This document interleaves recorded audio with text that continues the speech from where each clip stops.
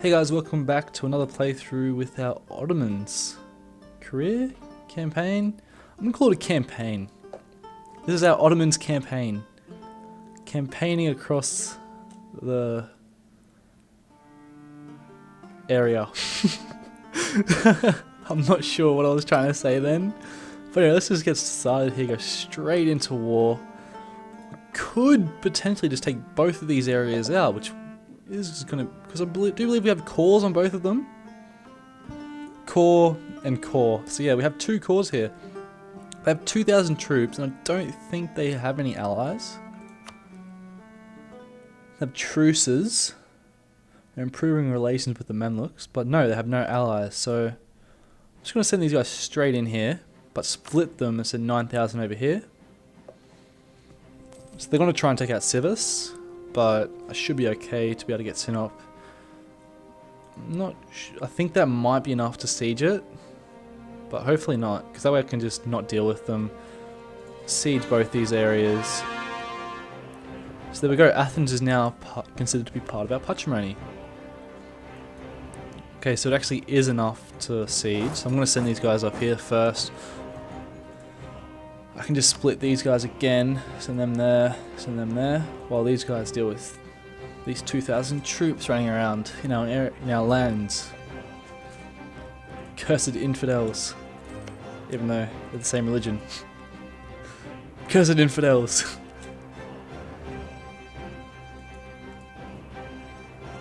So, like usual, it's going to be a pain in the... okay, so some of our copper mines have hit some below standard ores. This has pushed up the cost of artillery units in our nation. You know what, that really does not affect us at all, because we can't even get artillery units yet. No, we can't, so it has absolutely no effect. I'd rather have it happening now rather than later, when we actually can get artillery units. I don't want to be spending more money than I have to. So there we go, got those guys now.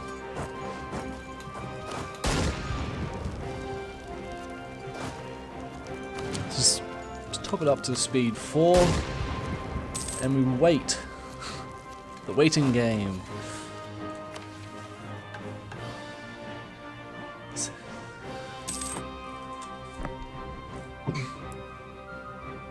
So, Nogai, something or other. It seems that the government that governs the least governs the best as far as Amasya is concerned. Our non-involvement in Amasya has proved beneficial and the local economy is booming. So we can either say they can do things on their own, which will give us extra trade power in that province. If it moves, tax it, so get increased tax modifier, or if it moves, draft it, so increase manpower. I want to go for the tax it, because we don't have that much trade power at the moment anyway, and we don't really need manpower. We do need manpower, to be honest, but for that I am going to bump this up a bit. We're not gaining much manpower per month at all, but it shouldn't be a problem. We're not really versing anyone big yet, so but before we do try and take on like the Mamluks or the QQ people, we're going to want to increase the amount of manpower we have, because we don't really have many troops, and also it will just be hard to take them on without any manpower. So now we're just sieging through these two provinces, take them, and then, oh, that is a lot of rebels.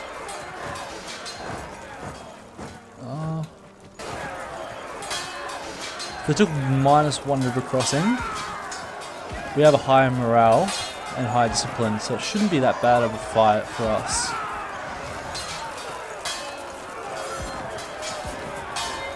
We're 1,002. Yeah, we're winning this. We've got this. We've got this, guys. We got this. Don't run away, men. Stand strong. Okay, so we've won that. Destroyed the entire regiment. But I think it did reset us back to negative 56%, because I did attempt to move these guys, it reset them as well. So that was a minor nuisance. But anyway, how's our trade going? So we have 666 trade power in Constantinople with 4.2 trade node value. I'm not 100% what all this means, but income, so the merchants of Ottomans collects 2.5 gold from this trade node. So we get 3 gold from this currently.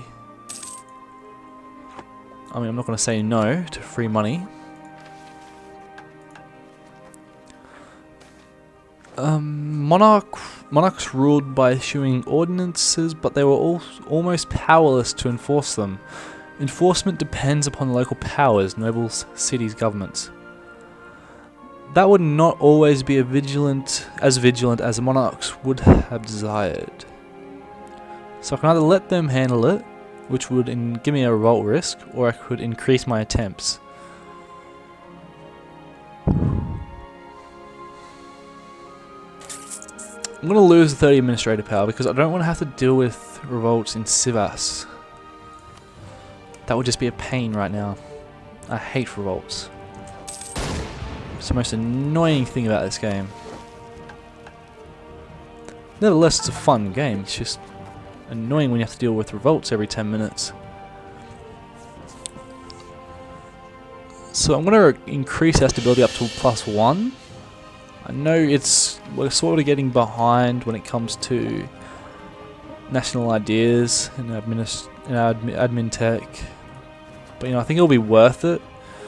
Just getting that extra trade power, spy defense, -1% revolt risk, which is very helpful. It increases our tax modifier as well. Let's get back to sieging these areas here. There's one done. I'm going to send these 5,000 troops back to Edirne. Meet up with these 6,000, getting an 11,000 stack going there. Now I've still got 1,300 troops that needs to reinforce. So let's have a look. We've got 15 regiments here, but we only have 13,000 troops. So we're missing almost 2,000 there. 11,000, 11,000. So we're missing absolutely no troops here. It's just about 2,000 troops here. Or 1,000. So let's wait for that to go. My apologies, taking a drink. 42%. Should tick over this. Yes, there we go. So we have Sinop and Kastamonu. So we're going to go for full annexation, seeing as we have cores in both those areas. Plus their okay culture and religion for us. So no negative gains from that. Excellent. Now it's the same here, so I'm just going to go, once we have a diplomat, I'm just going to continue rampaging and pilgrim, no, I don't know what I'm trying to say here. I'm just going to shut up.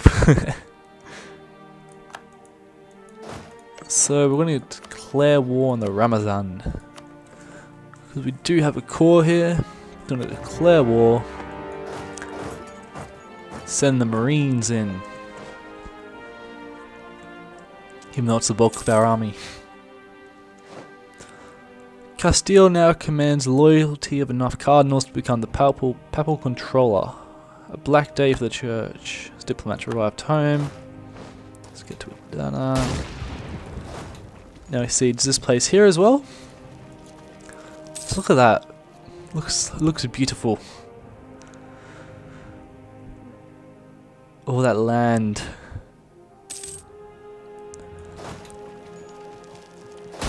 So we've got 14,000 troops here, 11,000 here, and 12 boats. Now I think we can just stick with the army maintenance to be about midway.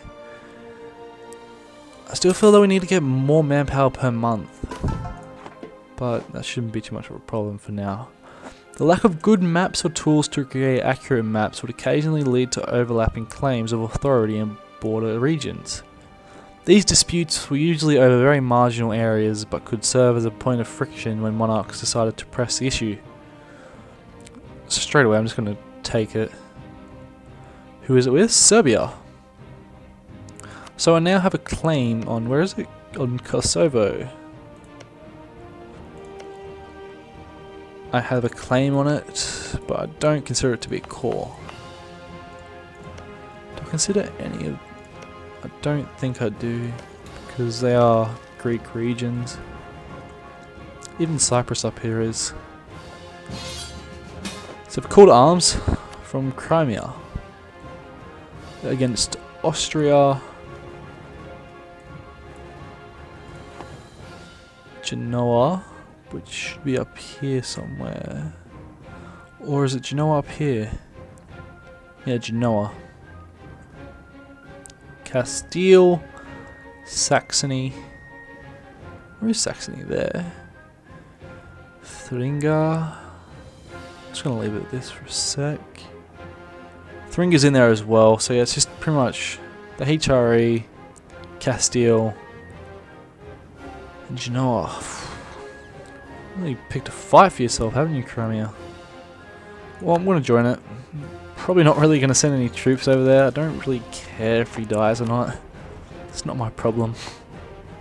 I'll just defend my own lands if I need to. I'm going to guess that... yeah, he's taking Genoa. Foolish man. But anyway, we'll just continue with our war over here. Just poke our heads into the HRE, try and cause some problems. So we've still got three ships here patrolling trade. Now, might be a better idea to stop that, because if they go into there and there are ships of our enemies around here, could get destroyed, which I don't want to happen because ships do cost a fair bit. I don't want to have to rebuild them. But as long as they try and just stay around this area, they should be okay. Because I can just back them up with my galleys. Because galleys are pretty decent for the Ottomans, because the Ottomans, we're completely inland, because everywhere from here, where is it, the Straits of Gibraltar to the Black Sea is considered inland sea. And galleys actually do get a bonus for inland seas. The shallow draft of the galleys provided with poor seakeeping on the high seas, but in closed waters, the oars-powered galleys is a prime warship. So yeah, it's actually stronger in the inland sea, so I'm going to keep them. Maybe it's in the Aegean Sea. I might keep them out here, just so in case these guys do get attacked, I can just back them up. Because yep, see, exactly what I thought was going to happen. 6 ships from the Austrians. What type of ships have they got? Galley, 2 transports, 3 galleys, and a bark. Against 3 barks. I fear my guys are going to lose that rather convincingly. Yep. I lost I lost none of my ships, luckily. But they did get damaged in the process. But nevertheless, didn't lose any troops or any ships, so that's good. Good enough for me. I lost the battle, but it's not my war, so I don't really care. So Adana is on negative 7%. Make that 0%, just ticked over. So we have gained the Reconquest Casus Belli against the QQ people. They hold provinces that are rightfully ours. So I'm going to guess it's Arisium? Yes. Because this is our core province, but I don't think I'm going to want to be going to war against these guys because they do have a fair few troops. Almost 33,000 compared to our 26,000. And they have 21,500 manpower compared to our 5,000, so I don't really want to go to war. They are stronger than us currently.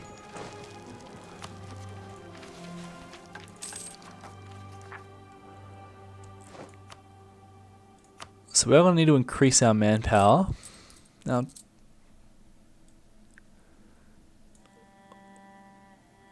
all this does...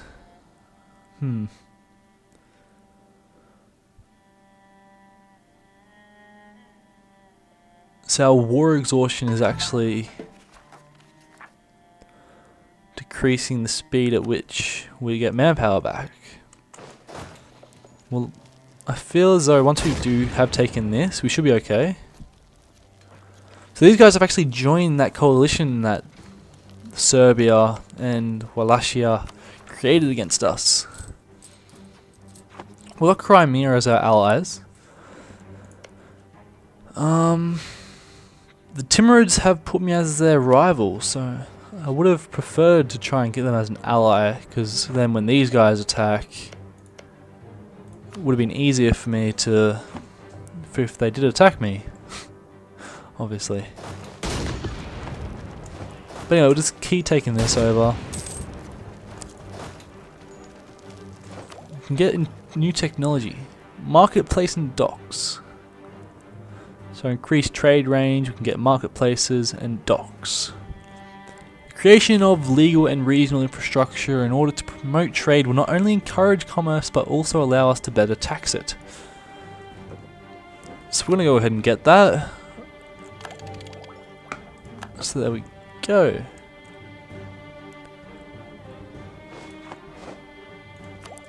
So now we can increase our trade power, but I don't really want to be spending my money on increasing my trade power at the moment. I mean, it will be something that I might want to do later, but not right now. We're currently getting money, so that's good enough for me. We can increase this up to full, which really doesn't have any effects, but in case we do get rebels, it will help. Because I'm still getting about 10 gold per month, so it's good enough. We can afford to be on full... I keep forgetting the words. Army maintenance. So it's no problem at the moment. So there we go. We got Al Adana. I'm absolutely terrible with words, especially ones that aren't from my area. So we don't have enough diplomatic power at the moment. We only have 18 because we did just buy that new tech.